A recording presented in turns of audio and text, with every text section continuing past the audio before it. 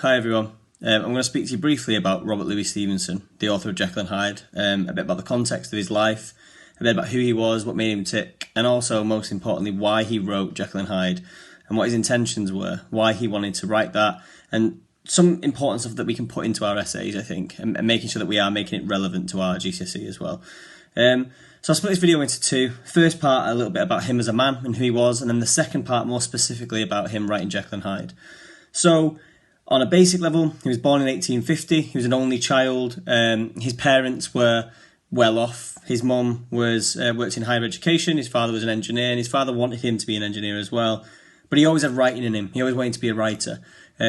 He was seen as a radical. He was seen as someone who was living outside of the realms of Victorian society. He didn't want to really take part in the things that he was supposed to. He wanted to write in and kind of expose a lot of the things that were going on in Victorian society at the time. Now, Edinburgh is a really important aspect of Robert Louis Stevenson's life and personality. That's where he was born. That's where he did a lot of his writing. And although Jekyll and Hyde is set in London, Edinburgh is the main inspiration. Edinburgh is a city of two parts, the old town and the new town. And it really reflects Jekyll and Hyde. It really is a precursor to the ideas that are in Jekyll and Hyde there.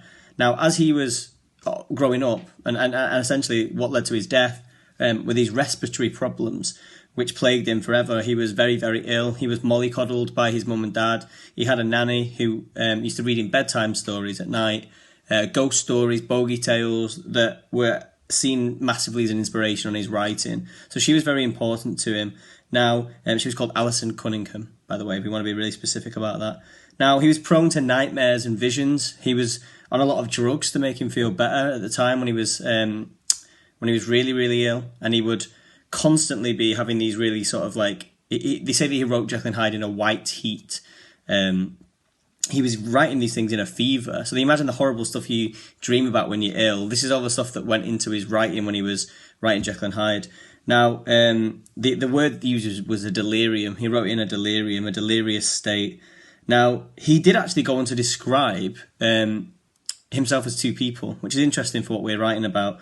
The quote, direct quote, is myself, ... and the other fellow. That's what he described his personality as like. Him as himself, the Victorian person he was intended to be, that he had to show on the outside world, and the other fellow being the writer, this darkness and creativity that was inside him that he wanted to really, really show off. Now, some little interesting tidbits. He went to university in Edinburgh. He met the author J.M. Barrie. That's Barrie, not with a Y. He went on to write Peter Pan. So he was definitely part of these circles in society who were creatives, who were writing fantasy novels and really trying to push the literary canon forward in a creative, imaginative way, and moving forward from the sort of the tales that he found boring from when he was a kid. Now, he was a traveller. He went travelling a lot. He died in Samoa in the end. He lived this bohemian lifestyle. He was essentially someone who would go backpacking nowadays. But back then that was impossible. He would have to get boats. He planned a canoe trip originally, which went miles and miles and across countries, things that we would never dream of doing now that were quite dangerous. And a lot of his early writing is travel writing, before we get to the strange case of Dr. Jekyll and Mr. Hyde. Now, he wrote Dr. Jekyll and Mr. Hyde in only a couple of days, and there is a myth that his wife told him to burn the original copy because she didn't like some of the ideas in there. And that he needed another draft. I don't know if that's true. I don't know if we believe that, but we can still put it into our essays. The fact that he wrote it in this delirium and this white heat, I think. Okay, that's part one. All right, so the second part of this video, I really want to talk about the era that this thing was written in. Jekyll and Hyde was intended to be reflective of the time period, which was the Victorian era, on a basic level, when Queen Victoria was in power, or reigning, not really in power. Now, in 1859, The Origin of the Species was released, and that was when Stevenson was only 9 years old. Now, that would have had a massive impact on society. People saw it as an attack on religion. They saw it as everything they'd ever believed in was now being told, no, that didn't happen. God didn't create people. It was actually we evolved from monkeys, and we can prove this. People hated that idea. But Stevenson saw science as important. He saw it as a way to develop, a way to push things forward. And he shows that in the story in Jekyll and Hyde, but he also tries to show the dangers of that sort of thing, okay, and the things that were going on behind the scenes. We've got the grave robbers, or the body snatchers that they were called, that were in London at the time where his story was set. He chose to set it in London because it was a more sellable location. It was a location where there was a lot of stuff going on at the time. There was a lot of murder.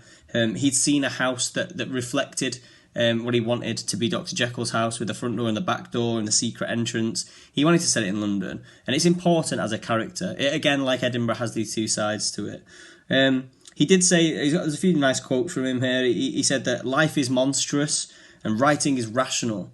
He saw society as dangerous because it was. There was no DNA evidence. People were murdered. No one found out who'd done it. There were dark corners to hide in. There was no electricity, so we were relying on oil lamps. It was a dangerous time to live. There was a lot of disease going about. People theorised that he himself had TB, a tuberculosis, but it was probably an infection of the bronchioles, we think now as a modern reader.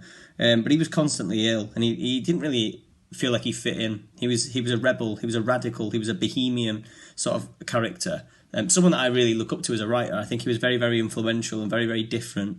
Now, he was fascinated with a character called Deacon Brodie, a real person. I say a character because he was a character, but a real person. Deacon Brodie, that's Brodie, okay, how you spell the last name. Now, he was a cabinet maker based in Edinburgh who led a double life of crime, and importantly, he managed to maintain his reputation. Now, Stevenson owned a cabinet that he'd made that had his initials inside it, that really, really influenced him and really, really freaked him out. Like, people used to let this guy into their house, and he could do all these terrible crimes and rob people and things like that. So he was fascinated the fact that people could live a dual life. And also, maybe he wanted to live a dual life as well, Robert Louis Stevenson. There are lots of theories about it. There are theories that possibly he was gay and that he wanted to repress a certain part of his psyche and a certain part of his personal life. The Victorian gentlemen acted in a certain way by day, and then at night they would go to places like Soho and they would indulge in all of the things that they were restricted and not allowed to do, which links to that real quote from Jekyll and Hyde, "My beast had been long caged and it came out roaring." The danger of suppressing these things, the danger of suppressing our urges, and how that can change people and really, really change people into monsters like Mr. Hyde. Okay.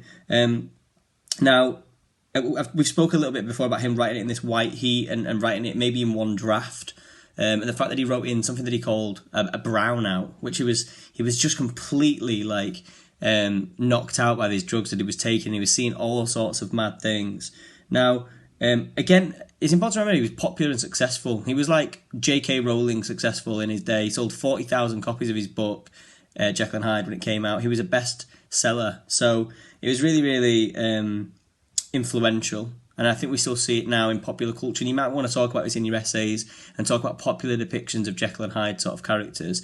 And also the idea of linking it to Freudian theories of the id, the superego, the ego, what's really inside us and what really drives people, okay?